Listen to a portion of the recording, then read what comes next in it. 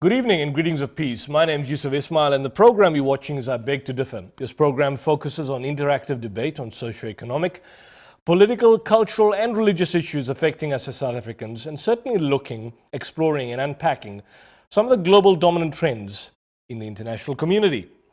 Now, over a week and a half ago, we had for the fourth time the State of the Nation address delivered by President Cyril Ramaphosa. Cyril Ramaphosa stated during his State of the Nation address that the country was facing what he called a stark reality of a stalled economy that had not achieved much growth or meaningful achievement over the past decade. This was a sentiment also expressed by several leading political parties, but interestingly enough, Ramaphosa could only deliver and begin his fourth State of the Nation address more than an hour after he was set to begin on Thursday evening, the 13th of February. And this was after the EFF raised several points of order, several feckless and meaningful points of order, resulting in the Speaker, Thandi Modise, pretty ineffective on that night, suspending the event for several minutes. Now, joining me to discuss and unpack and certainly explore and interrogate some of the issues raised at the State of the Nation address on the 13th of February. We're joined by none other than Professor George Devonish. Professor George Devonish is the Professor Emeritus at the University of KwaZulu-Natal. He's a constitutional and administrative law expert. He was involved in the writing of the interim constitution in 1993, and certainly is an academic with a great degree of meaningful import and contribution in the public arena, and indeed in tabloids and newspapers, and certainly contribution in academic journals and textbooks over the past 3 decades. Welcome, Professor George Devonish, and welcome to I Beg to Differ. I'm very well, and it's nice to chat to you and the listeners about what happened on Thursday night. One thing we can say about South Africa, never a dull moment. Absolutely, and it's great to have you back once again, Professor. It's always a pleasure and privilege to have you. Now, there was a sentiment, again, of several political parties at the outset for about an hour and a half, in fact, close to an hour and 45 minutes, regarding the behavior of the economic freedom fighters in the National Assembly ahead of the fourth nation, the State of the Nation address by Ramaphosa. He could only begin it about an hour and a half later, and the several points of order, purported points of order raised, and also reflected by and large the kind of inadequacy of the Speaker, Thandi Modise, in actually basically suspending the events for several minutes, and many argue, in fact, portrayed a rather weak speaker in the face of the constant confrontation by the EFF. What's your particular take on that? Well, I think the powers that be had some idea what was going to happen, and that they deliberately devised a strategy which demanded great patience of the Speaker, so that the Speaker acted in a correct way, and at no time did she infringe the rights. It can be argued that she was probably too patient, but another approach is that she gave them sufficient rope to hang themselves, because had she asked them to leave or had them evicted, they would undoubtedly have challenged that in court. They cannot do that, and they have demonstrated that they abused their right of freedom. And ultimately, they left on their own accord.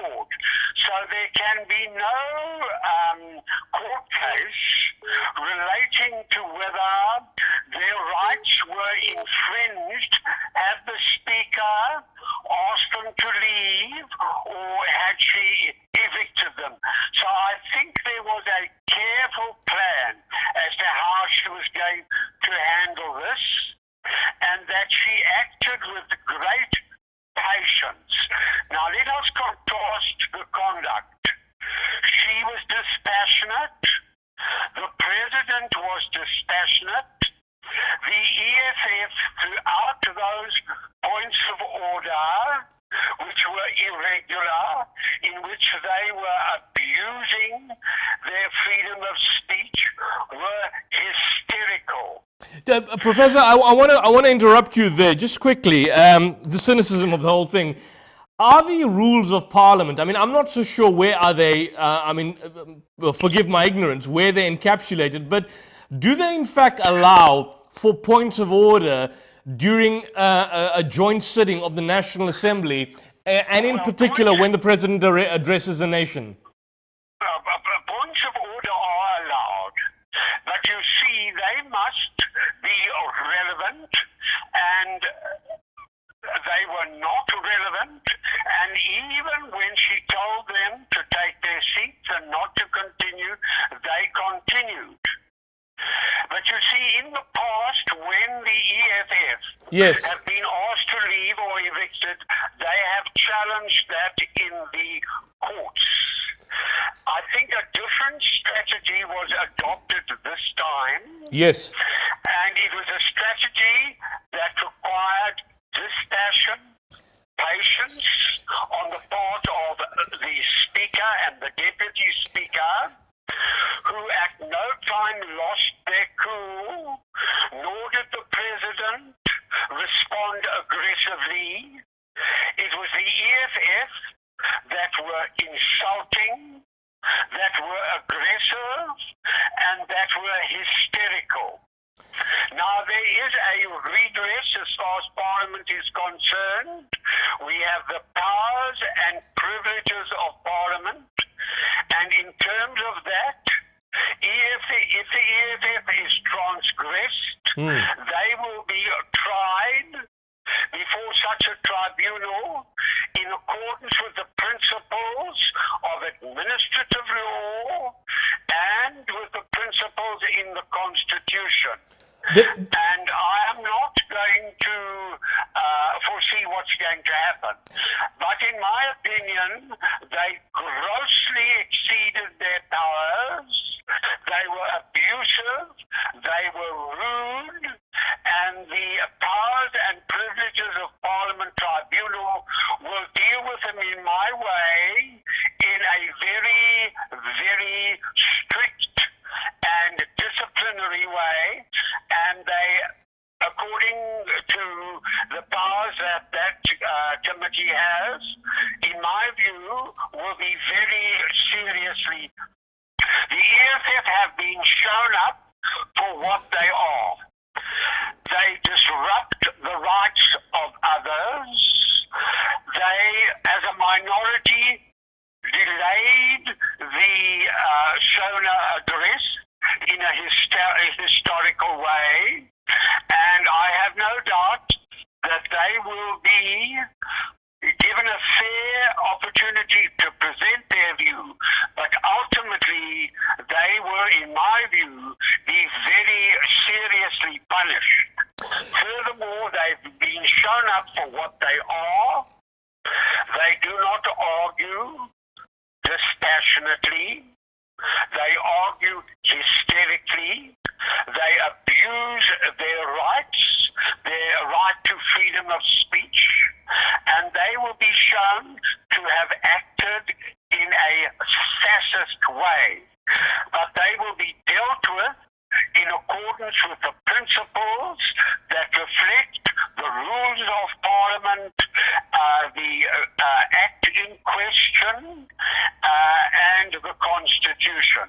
So I think, and this is how I interpret it, it was a strategy devised by the Speaker to show up the EFF for what they are. Professor, just quickly, I just want to know, should there be a tightening of the rules? I mean, because from what I can gather, I mean, I understand the point that, these points of order that are basically being abused and manipulated, but should there not be a tightening of the rules? Well, I think they have already amended those rules, and they can be further amended, you see. And you may have a point there, but the rules have been amended, you see. But even when they are amended, if the EFF so wants, they they can still go to court, you see, because people have a right to challenge the speaker, whatever the speaker does, even if the speaker acts completely correctly in having them removed or evicted, they can challenge. And it seems to me that we're probably going to see this kind of fascist behavior for the next 5 years. Professor, are you there? Professor, can you hear me? Well, we seem to have lost him. We'll go for a quick ad break, and when we're back, we'll try and attempt to reconnect with Professor Devenish.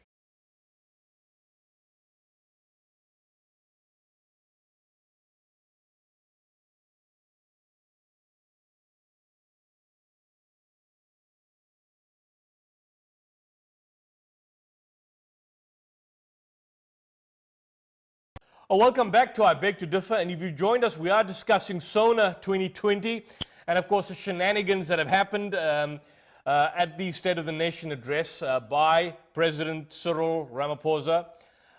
Once again, we saw the kind of fascist behavior at display of the EFF, and certainly, parliamentarians in general.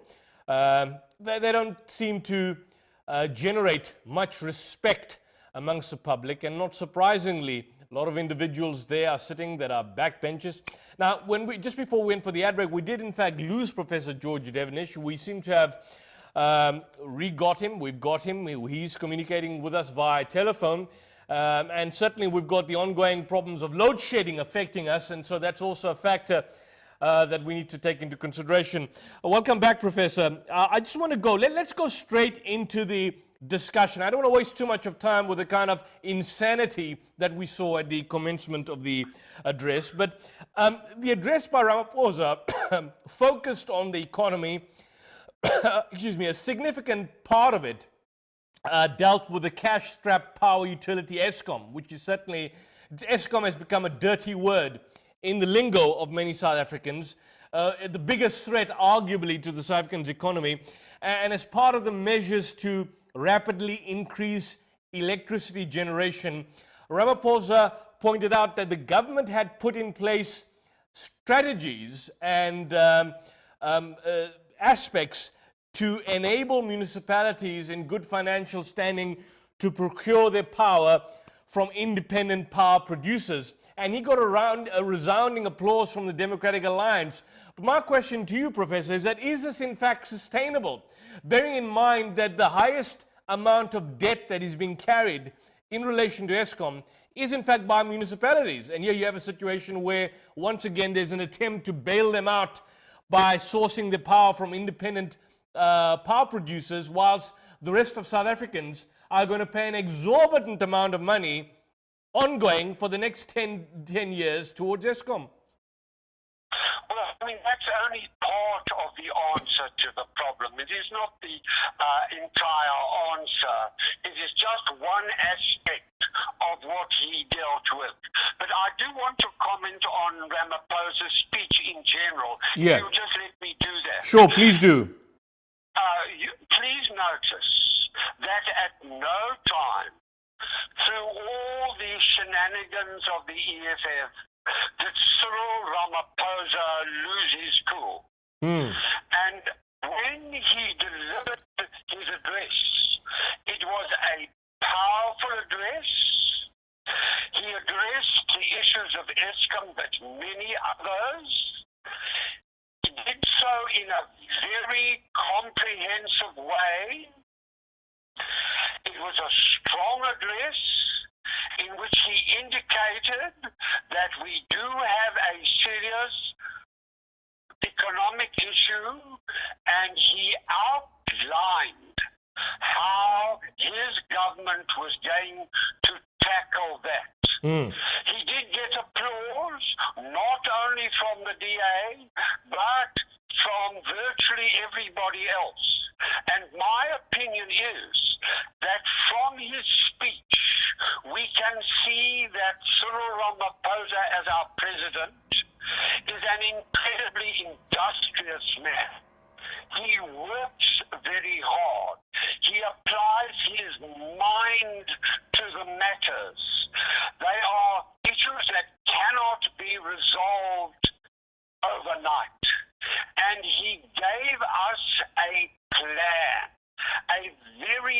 very important plan. And he did so in contrast with the way the EFF behaved in a dispassionate and informative way. He looked at other important issues, and it's not just a question of Eskom. There are other vital issues that he dealt with. And these were, for instance, listed by the witness. One relates to a huge program of infrastructural development in which billions of rands are going to be spent. The second related to the huge problem of youth unemployment and the money that government is going to take and spend on that. Yes, he did deal with the independent power producers and Eskom as part of the problem. Furthermore, he indicated that billions of rand are going to be spent on student accommodation, and that billions of rand are going to be spent on low-cost housing. So I think it is vital that we look at his address to the nation holistically. He's come with a detailed plan. Professor, I want to. That was well thought out. It was well presented. It is very easy to go along with the prophets of gloom and doom. But Ramaphosa is a politician of great caliber and ability. And he has given us food for thought, and he also of great importance. This cannot be done without the cooperation of the private sector and civil society. So let us not be distracted by the EFF. Let us concentrate on the substance, the content, and the force behind the speech, which, if you judge it, was a remarkable speech, which carried support beyond merely the ANC. And I am of the opinion that Cyril Ramaphosa is a statesman, and he's not going to be deflected by those in his own party, those outside the party, in a time of crisis. You feel that you have a competent man applying his mind to difficult problems. And that's how I think we have to view SONA. Professor, I didn't want to interrupt you, and I certainly agree with a lot of what you stated, surprisingly, and disagree, beg to differ in some respects. The one thing which has been raised, you've seen some of the comments of John Steenhuisen, you've seen some of the comments of Groenewald, some of the comments of COPE's leader, Monsieur Lokota. One of the issues are, and I just want to break this down because there's so many facets and elements. Yes, Eskom, for example, is one. Unemployment's the other. Crime is the other. I just want to tackle something which you mentioned, youth unemployment. I mean, there were figures thrown out. 64 billion rands in terms of addressing the issues, not just simply of youth unemployment, but also particularly in terms of accommodation and investment being spent on students at tertiary level education. The issue was that no concrete plans were offered on hand in terms of how, in fact, to get the private sector to partner with government to provide work opportunities. There were no announcements further in terms of any stimulus measures, such as, for example, how to take on unskilled workers or school leavers and had not announced any concrete plans to create jobs for the people. So the point being made is that, again, we saw the rhetoric: we shall, we will, we have. But the how is obviously left out of the equation. And what you see here, and I've got a comment which I'd probably like you to deal with, is that the COPE leader, Lakota, in fact, stated that the President Ramaphosa, maybe for purposes of the markets, appeared too optimistic and had not confronted the grim realities facing the country. And as you pointed out, you speak about the prophets of doom. But the reality is, and I've just given you the quotation, as I listened to Ramaphosa speaking about the situation in the country and what they are going to do, I wondered whether they were talking about the same country. It is a disastrous situation. I want someone who can talk to the realities of our situation. And when you have a president, for example, you have the IFP MP, Schlengwa, stated that everything Ramaphosa said sounded good, but he believed that he had overpromised, which called into doubt whether he could manage it at all. And when you talk about smart cities and the creation of smart cities and this way forward, which is all sounds well and good, in fact, comparatively much better than what Trump had said a few weeks earlier, or 2 weeks earlier, a lot of what he said didn't speak to the realities of the situation. And some would question the delusional manner in which the president presented a lot of the information without tackling the realities that, unfortunately, we do face doom. No, I disagree with that.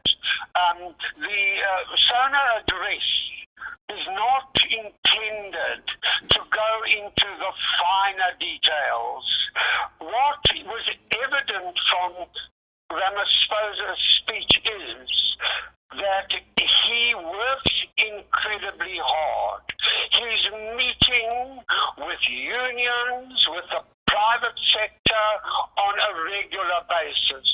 They are devising plans. He's meeting with investors. He was honest in relation to the extent of our economic problems. Obviously, opposition parties must voice their criticism, and that criticism contributes to the debate. But I am not going to be a voice of the prophets of gloom and doom. Okay. I saw Ramaphosa work at CODESA. And initially in 1992, CODESA collapsed. Yeah. And we thought we would go over the cliff into the abyss. Then we came back in 1993 and we started again. And it was essentially Ramaphosa who brought all the different strands together. And although it took us an extra year, on the 9th of December, largely as a result of Ramaphosa's patience and perseverance and constant hard work, we reached a political settlement in South Africa, which has given us a constitutional democracy. Now, that took a long time. There was much of criticisms when, in 1992, CODESA collapsed. I wouldn't go along with the prophets of doom and gloom who said we were going to have a revolution in 1992. In 1993, we got back. It took a little bit longer. Ramaphosa, Rothmeyer, and others, but particularly Ramaphosa, who with his great patience and perseverance brought us through that trying time of Boycotton and Bishu. And he was the father, more than anybody else, of the political settlement, working behind the scenes, showing perseverance and patience. Professor, and what I'm saying again is that Ramaphosa's speech reflects perseverance, patience. He's working hard. He's consulting. He must be given time. His speech was statesmanlike. Yeah. It is easy to give in to the prophets of gloom and doom. Professor, I just want to, I've been just told we have to go for an ad break quickly, but I just want to raise this, and I'm going to possibly, if we have the time, deal with the CODESA, because I know you were involved in some capacity back then in the 90s, and we obviously appreciate your perspective, certainly as a senior citizen and an academic as well, of your credentials. Just quickly on the one point which I want to deal with, which whereby people, and I understand the fact that people don't want to hear prophets of doom all the time. The reason why some would say that the speech was in large respects cosmetic is that, for example, you've got key issues, right? I mean, there was a purported solution provided for Eskom. The solution was resuscitation of Eskom, and this is just one aspect in its present form. I'm curious to note the 400 to 500 billion rand debt. He simply glossed over it. There was no solution provided in terms of how on earth that debt would be settled, how on earth the total languishing in the doldrums, Eskom would in fact be resuscitated, but simply a bold exclamation that this would indeed be done. Now I'm saying, I understand the point that the nuts and bolts and the grittiness in terms of the actual devil in the detail will obviously not be spelt out at SONA, because that's just simply a skeletal outline of what government plans to do. But the same points that were articulated this SONA, for example, in terms of Eskom, for one example, one reason, the issue of unbundling of Eskom into 3 different layers, was mentioned in 2019. It was mentioned also at the first State of the Nation, where, when Zuma was obviously removed. And quite interestingly enough, when he spoke, for example, about the specialized units within the South African Police Service and the National Prosecuting Authority, the creation of so-called units. He speaks about the creation of a crime detection university, as I recall. I mean, this was mentioned in many respects at the beginning of last year, and I recall, I think you were in the studios back then when we were unpacking the same thing, and it seems to be a rehashment of what was mentioned last year, with a certain element of glossed over in certain aspects, and certainly a change in terms of the style of delivery or in terms of the content of delivery, but essentially the same skeletal outline of what was mentioned in 2019. So the question is that if that is indeed the case, the question is the when, the how. When is that going to happen? I mean, one example, the Zondo Commission of Inquiry. It's going on for, I don't know now, close to 2 years. Not a single prosecution has in fact happened. Your comments, Professor? Well, I want to comment on Zondo. Prosecutions cannot take place until the completion of the report by Zondo. And Zondo has given us a picture of the extent of the corruption. And when that report goes to the President, I have no doubt that consequences will follow, taking the legal course.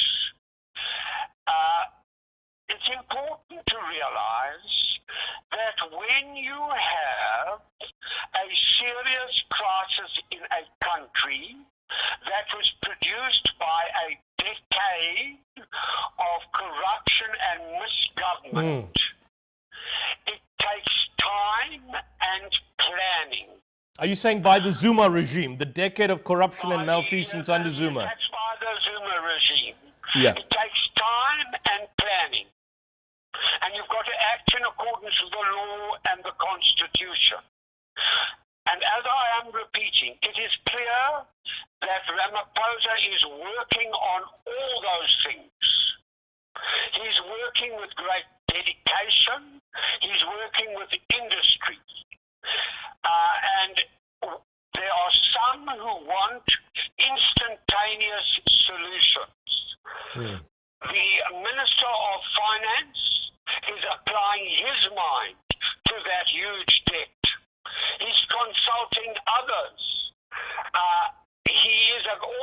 a very competent man, Tito Undweni. Yeah. You see.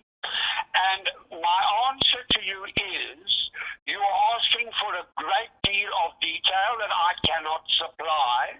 Sure.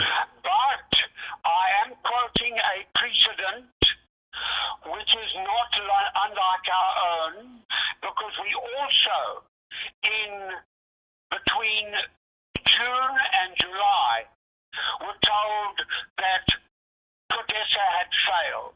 It wouldn't work. But behind the scenes, Ramaphosa, Mandela, de Klerk, and others were working. And we got back. And that was due to the perseverance of Ramaphosa and others to reach the goal that we ultimately reached.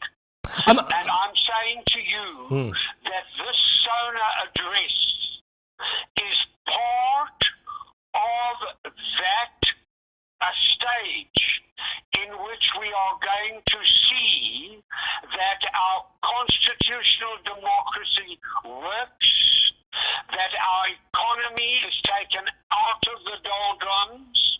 It is correct for those questions to be answered. They will be debated in Parliament. Professor, I have to stop you there. We have to go, unfortunately, for a quick ad break. And just hold that thought, Professor. I don't want to take you off that thought. When we come back, we're going to explore and go into that point again. We'll be back shortly.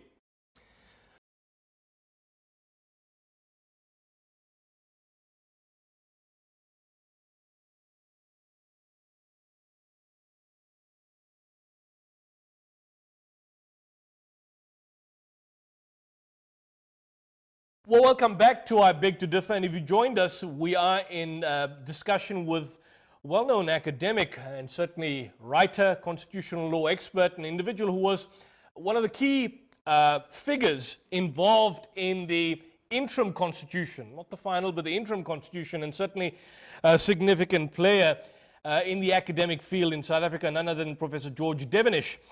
Professor, just, since there are so many aspects, and obviously we can't, in such a limited time period, we can't unpack every aspect, but one thing which you and I possibly could go into, where we are obviously experts on the field, is the amendment to certain legislation. For example, he mentions certain amendments which he wants to introduce without any discussion to the Sexual Offences Act. Now, this is one thing which obviously has been of concern to many academics. I think Professor Jonathan Burchell, Professor Snyman has obviously raised this point, is that the Sexual Offences Act, or the Criminal Law Amendment Act, I think of 2007, which is obviously which deals with the issue of sexual offences, that the legislation as it stands, particularly in terms of its definition of rape, and other aspects, the new amendments to the legislation, by and large, in many respects,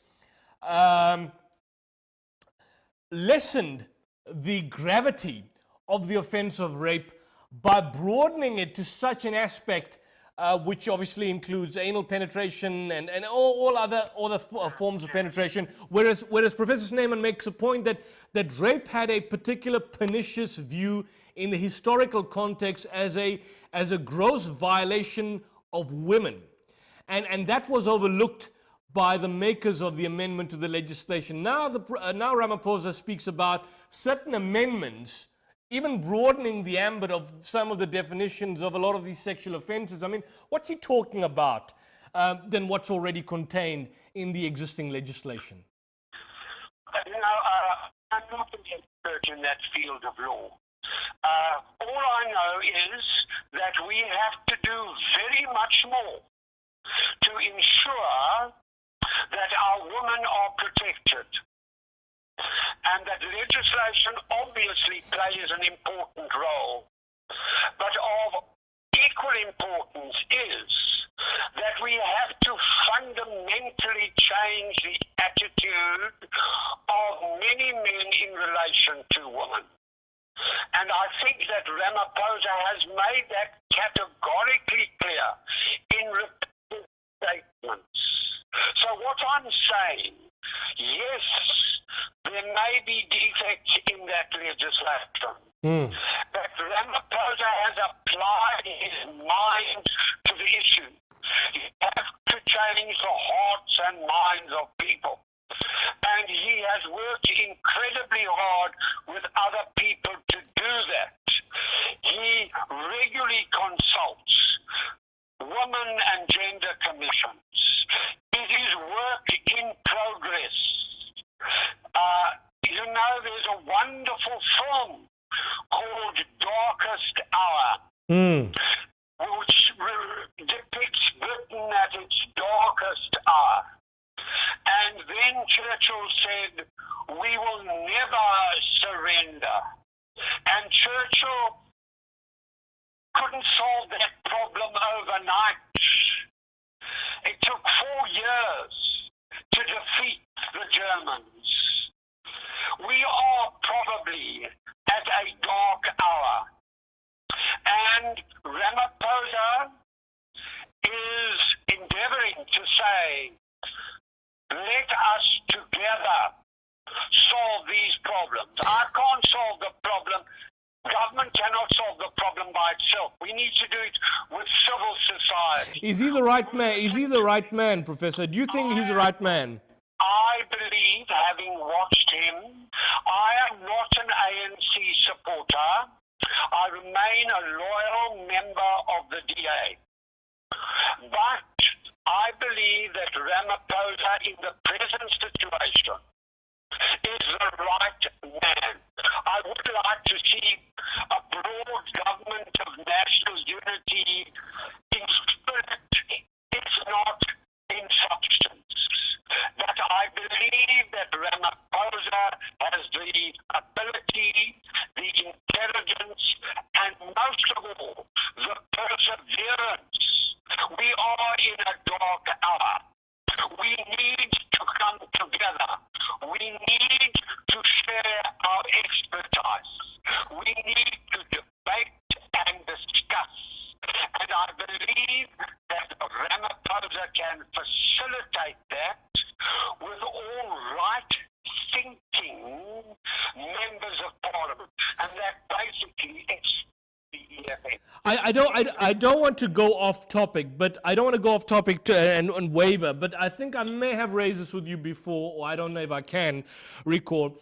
The argument, there was a suggestion that Reagan, back in the days, was what they described, the term used by the American press, I think the Washington Post and the New York Times, was that he was a Teflon president, a paper president. And now again, the suggestions are, in some quarters that I've seen, is that Ramaphosa, by and large, can be viewed as a Teflon president, because a large number of the members of his cabinet, who obviously come from the previous cabinet, the cabinet of the previous regime, if I can call it a regime, are individuals which are compromised. One of them, Ace Magashule, we know his debacle, certainly in the Free State, the Estina project, the theft that he's involved in, the fact that he was running the Free State as a kind of a mafia establishment, and his deputy president, David Mabuza, who has had, and I've made mention of this on numerous occasions on this program and other shows, allegations of murder leveled against him, which obviously have not been tested because they haven't come into a court, and because the dockets that were opened, the charges or the prosecution never proceeded because a lot of the star witnesses ended up being dead. I'm saying individuals with such compromised backgrounds seem to obviously lay down to the trajectory, and many would argue, in fact, control the operational mechanism in terms of how Ramaphosa operates. Now, many people have said from inception that a lot of the individuals, a lot of the politicians, a lot of the ministers needed to have faced criminal charges. To date, there's been no prosecution. I understand you make the point that the Zondo Commission hasn't been finalized and hasn't obviously reached a crescendo in terms of making recommendations. But Shamila Batoy was appointed early last year, I think, if I'm not mistaken, January or February 2019, and to date there hasn't been a single prosecution. Do you think there's any kind of urgency on the part of the president himself, or do you see a situation whereby he's caught between a tight rope of compromise whereby his hands are purportedly tied, because that was the argument before he had become appointed as a president. When he replaced Zuma, the argument was that his hands are tied at this point in time. Let him become appointed president, let the elections pass, and then we'll see action against a lot of these scoundrels, as the late Professor Ben Turok had told me on the show, would in fact happen. But that hasn't happened to date. The wealth tax that was going to be imposed on companies, that hasn't happened. And so it seems to me that this man seems to be a front for big business, for global capital.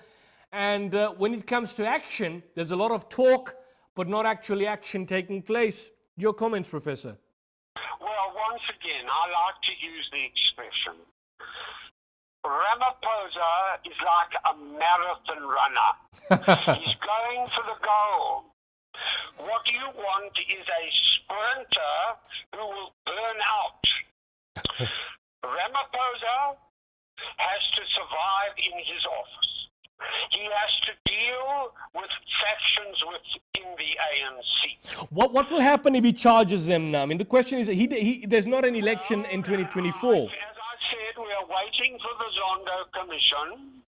I believe that Turkey is doing her job thoroughly. And I think that after the Zondo Commission has made its report, then you will see prosecutions in which the state will win their case and their cases. Okay. That there has to be great care in putting together all the evidence, all the information, so the state can win its cases. Sure. I appreciate, and I appreciate. We had, for approximately a decade, a period of corruption and state capture. And it's going to take us time to work ourselves out of that. I appreciate that, yeah, sure. I use the expression, he is the marathon runner. And I accept that. Seeing work in progress. Sure. And he indicated many positive things.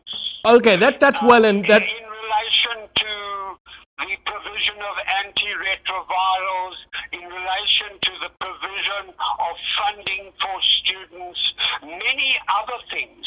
Unfortunately, the media tends to focus on the negative things.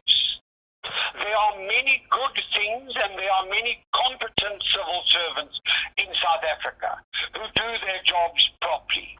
There are many members of parliament who work assiduously in holding government to account. Our constitutional democracy, with all its faults and failings, is working as a constitutional democracy. And Ramaphosa, as the president, is contributing to the working of that constitutional democracy in a very important way. And his Sona address was a contribution to that at a time, as I say, of darkest hour. Professor, I just want to point out something, and I appreciate your perspective and your point of view. And again, I want to raise this issue with you because I respect you and your status in the community. It's obviously admitted, right? And you describe him as it's unique. You describe him as a marathon runner, not a sprinter. The one point is quite clear, is that our economy has not grown at any meaningful rate for over a decade. We speak about the lost years under the Zuma regime. But even now, as jobs are created, the rate of unemployment is deepening. In fact, as I understand and looking at the statistics, that it's been the highest ever in the past 50 years. The recovery of our economy has stalled as persistent energy shortages take place and so on and so forth. And Ramaphosa's focus in the SONA 2020 was on unlocking the economic growth, including energy interventions and introduction of a sovereign wealth fund, as I mentioned. But here's the point. The introduction of a sovereign wealth fund was agreed upon at the ANC's NASREC conference, I think in 2016, if I'm not mistaken. And it was discussed in 2015 and in 2014. I think even if I recall, years back at Polokwane, there was a discussion about the wealth fund and of course at the January Lekgotla in 2019 as well. And the fund was to be established to invest in strategic sectors of the economy, long-term social and environmental needs of the country. That's what the resolution in fact reads, and it's based, I think, accordingly on the Norwegian model. He mentioned it again now at this latest sauna. But I mean, this was something that was in the pipeline, if I recall, going back to 2012, 2008. Nothing has happened. The imposition of a wealth tax on businesses, on big business, why has that never been I mean, is there a fear that this will scare away foreign investors if you impose a wealth tax on big business? Well, that's a very debatable point, and it's a finer point. And as I say, I don't want to get into that. I'm looking at the broader strokes. All right. And I think that is an issue that needs to be debated in the House, among many, many others. But I believe if you look at his Sona's speech as a whole, at this particular time, it is a cause for renewed hope that you have a man who perseveres, works hard, is not distracted, is deeply committed in a very difficult situation. And I cannot see anybody else actually doing that job any better. I believe he has the credentials and experience, and the persona address reflects that. And I think at this particular time, there is a need for people to come together, to look at the positive. This country has a resilient economy. It's been in the doldrums before it's recovered. There is the potential. This country has infinite potential. But as the president says, it cannot be done alone. Sure. Professor, you raise the issue of CODESA, and this always fascinates me, the discussions of what happened at CODESA. Cyril Ramaphosa is a lawyer, as I understand and recall, subject to correction, and I believe he was quite a pretty smart lawyer, and he was a lawyer for the trade unions in the 80s. In fact, very much strongly involved in the trade union movements. Now, the trade unions, obviously in the 80s, were obviously highly politicized. They were, part of the struggle, but more particularly, they were opposed to, groups like Anglo-American, the mining houses, these powerhouses. And Ramaphosa was part and parcel of the movement that, in fact, was a strong bulwark against the impositional stranglehold that these mining companies, such as Anglo, which by and large bankrolled apartheid. Come CODESA, come 1994, you have a situation where a man who was out there working with the trade union movements overnight becomes an instant millionaire, some would argue billionaire today, and becomes a front man of Anglo-American, the very company that he, as a lawyer and in his capacity in his trade union days, fought against and opposed. Does that not, to you, Professor, and you were involved in the interim constitution, I believe you were involved in CODESA in some capacity, does that not look to you, at least from an individual capacity, as a compromise of some sort that had happened? Well, in the first place, in relation to compromise, you said that politics is the art of compromise. And at CODESA, we would never, ever have reached a political solution without compromises. So, if we are to go ahead as a nation, if you are to take the investors, the corporations, and the unions with you in dealing with problems like Eskom. Yeah. You need creative compromise. And I believe that Ramaphosa is a master at creative compromise. He has to effect compromises so that he can get business confidence, he can have the support of the unions that are reasonable. So compromise is the very essence of politics. How did the man become a billionaire overnight? I mean, that's... Ramaphosa went into business, and he made, as a businessman, he was successful, and he made money. That's why you go into business. He was a competent businessman.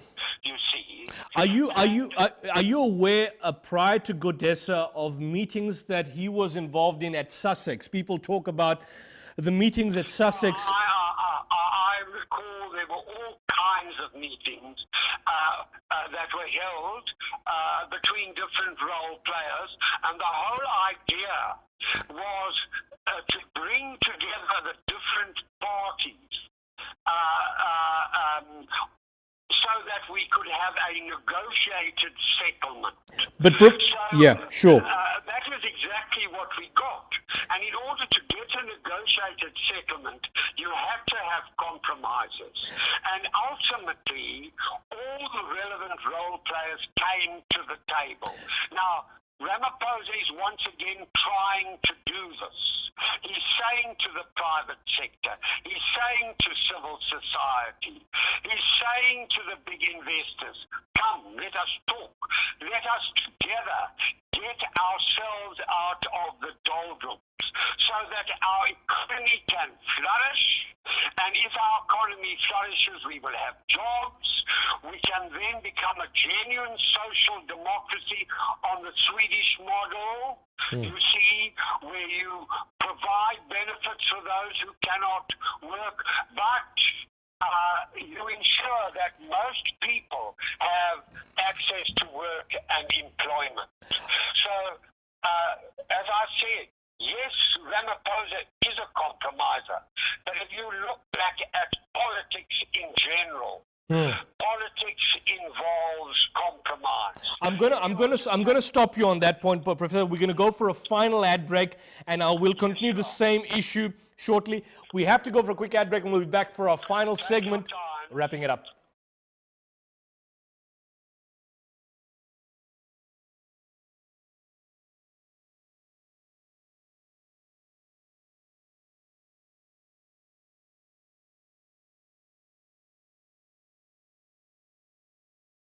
Welcome back to I Beg to Differ, and we are in our final segment of discussing and unpacking SONA with none other than the inimitable Professor George Devenish. It's always a pleasure to chat to you, Professor Devenish. Prof, just before I went to the point, you mentioned the important point. I don't want to begrudge and go over the same issue again and again, because there's always so many aspects to take out.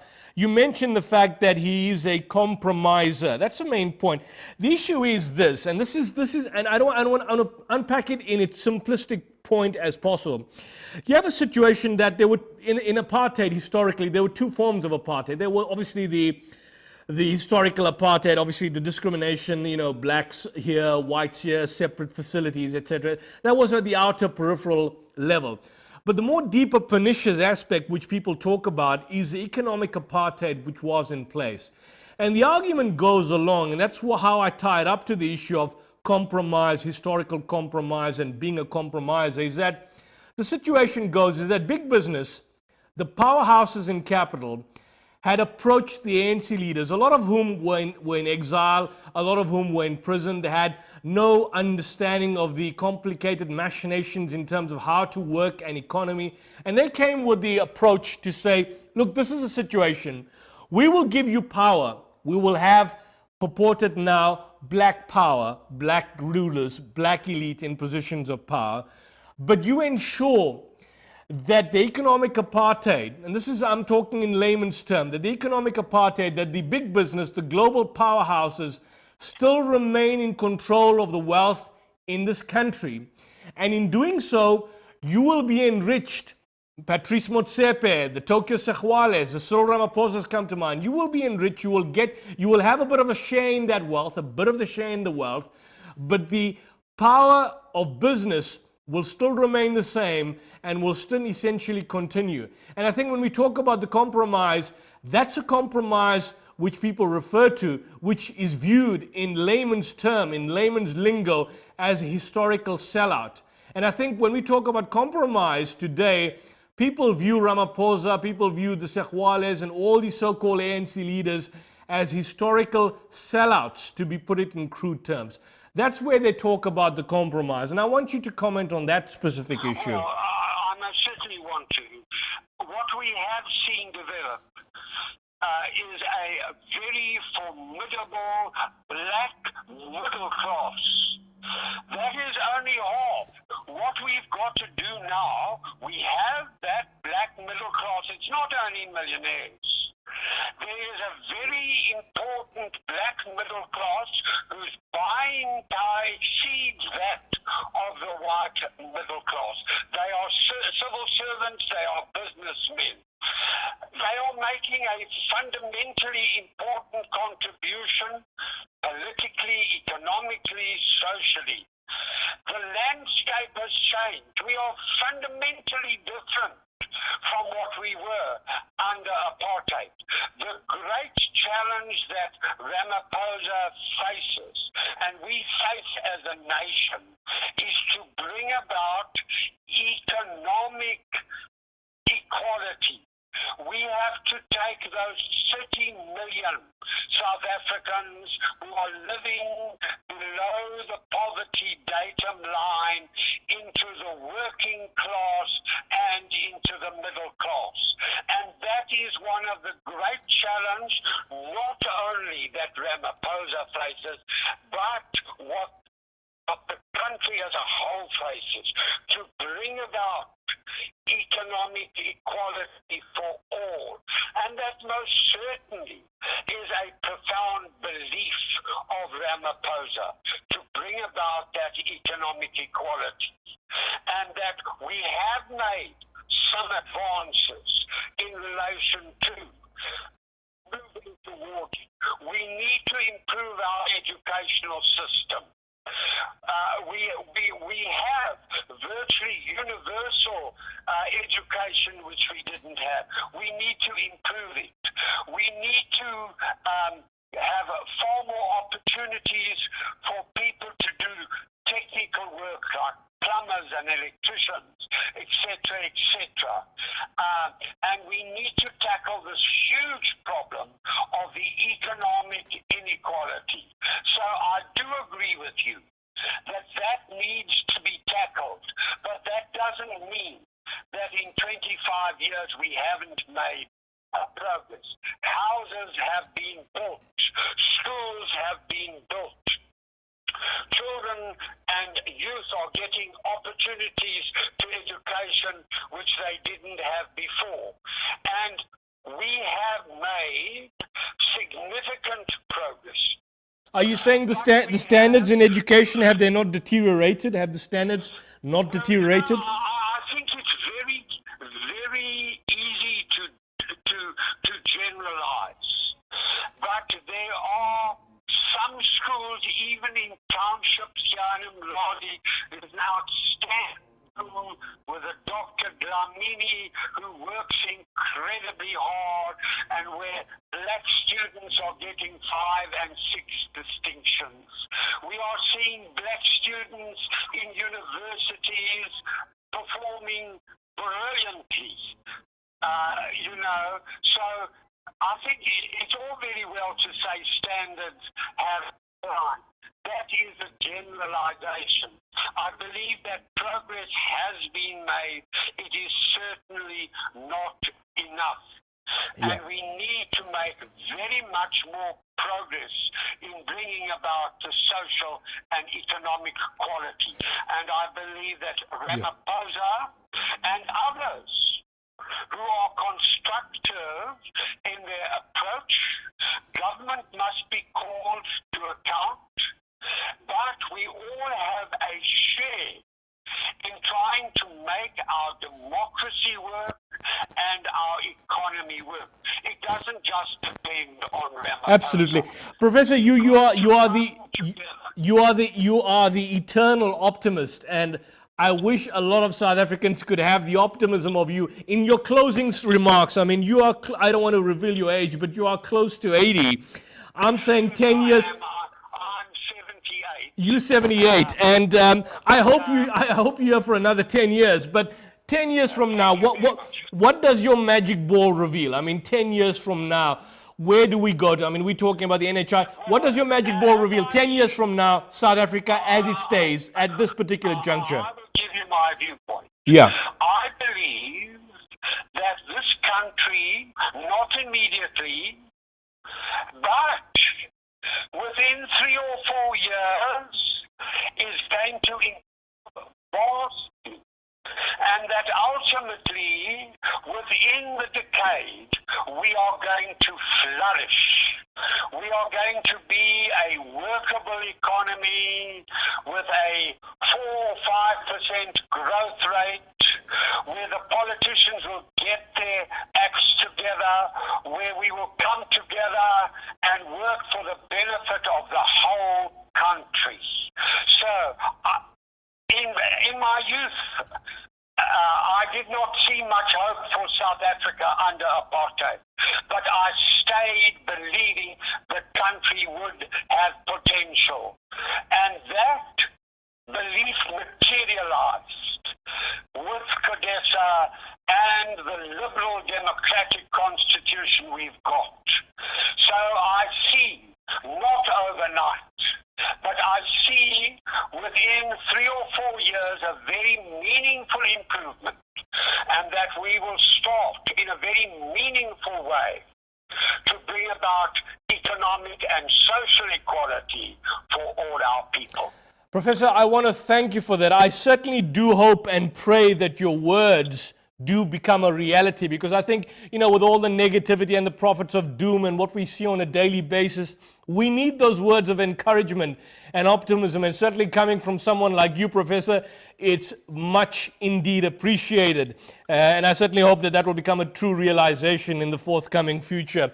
I want to thank you for your time, Professor. I hope to have you again at some future date when we're going to tackle some of the issues. And if you've watched us, we've been debating and discussing the state of the nation. Join us next week for more interactive debate and interaction on this and other issues. Till then, greetings of peace, good evening, and if you're traveling, have a safe journey.